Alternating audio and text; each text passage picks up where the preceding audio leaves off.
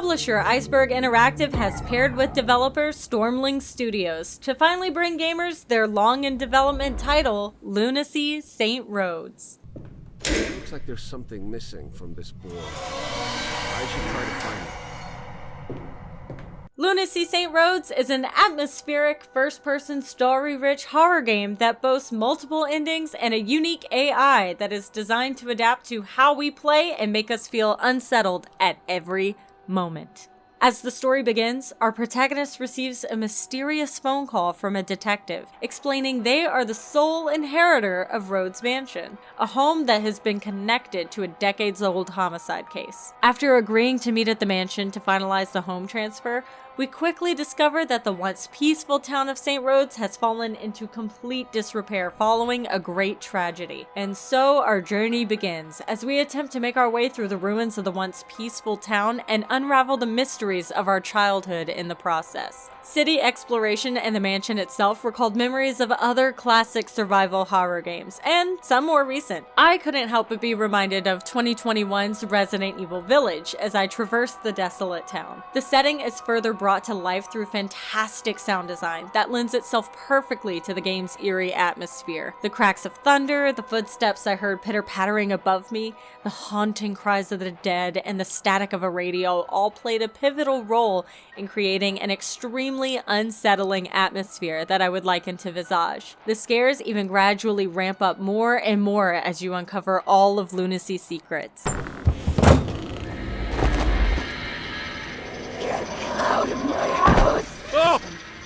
Without giving any major plot points away, you'll be traversing between dimensions, utilizing a pair of stones set in a cow skull with a name in Latin I couldn't even hope to pronounce. Thankfully, it's mostly referred to as the Key. The Key was found by our grandfather, Edward Rhodes, a scientist who began researching the stone and, in his efforts, unleashed something dark and sinister upon the Rhodes family and the unsuspecting town. The story that unfolds is one filled with deception, love, and tragedy, with a peppering of the occult. My favorite horror games often explore the depths of the human soul and the lengths that we are willing to go through to save the ones we love. Ladies and ladies, if they're not willing to summon a demonic presence for you, is it really worth it? The game is chock full of lore and notes for you to read through, and even a family tree to help keep track of all the various members of the Rhodes family. Lunacy St. Rhodes has been a bit of a troubled project, as I alluded to earlier. Changing developers to Stormling Studios, this decision was made when the original release of the demo back in 2017 wasn't living up to what Iceberg Interactive envisioned. For the purpose of this review, I decided to revisit a few playthroughs of the original version of the game, just to see how it compared to the 2023 release. Was switching to a new development team ultimately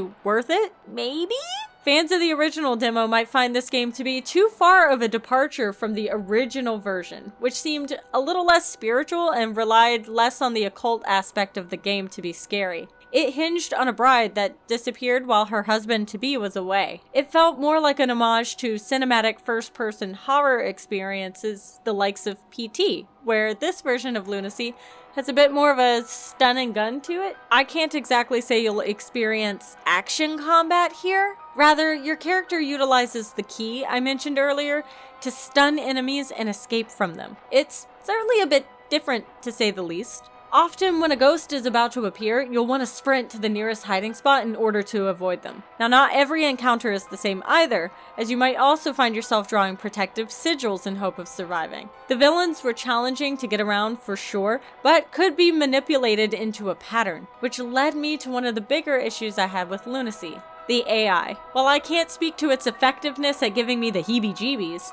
enemies had a nasty habit of popping up directly in my path, exactly where I needed to go. This made for some pretty annoying encounters, to say the least. Another gripe would be with the aforementioned key. I do wish it had a faster cooldown time. On the flip side, I get it. Suspense of not knowing where you are, limited resources, something, survival horror. You get it. Outside of stunning and running from enemies, you'll encounter some pretty interesting puzzles that are relatively easy to figure out, as well as completing objectives and finding key items to continue your exploration of St. Rhodes. Your current objective is often displayed on screen so that you can typically have a good idea of what your next goal is and what items you need to accomplish it. The game does feature a map, However, it isn't very interactive and could have benefited from some sort of tagging system so that you could have a better understanding of what direction you're supposed to be heading in. Visuals in Lunacy St. Rhodes are, well, dark.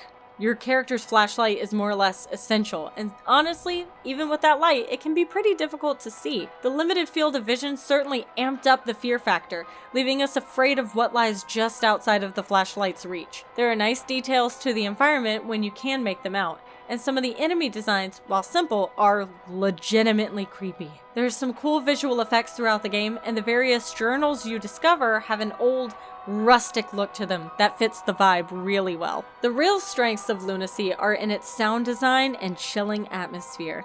Sure, it did sometimes lean on cheap and predictable jump scares, one too many times, but the overall story was engaging and kept me wanting to find more information to uncover what happened to the town's inhabitants and my family. The family tree mechanic was really interesting to watch as it filled out, and it was useful to reference when reading the scraps of paper and letters left behind by the Rhodes family and various townspeople. With its multiple endings, I can see horror puzzle fans returning to this title to uncover more mysteries missed on the first playthrough, and fans of atmospheric horror will love those truly immaculate vibes. This game will certainly keep players on their toes, and it certainly had me by the throat.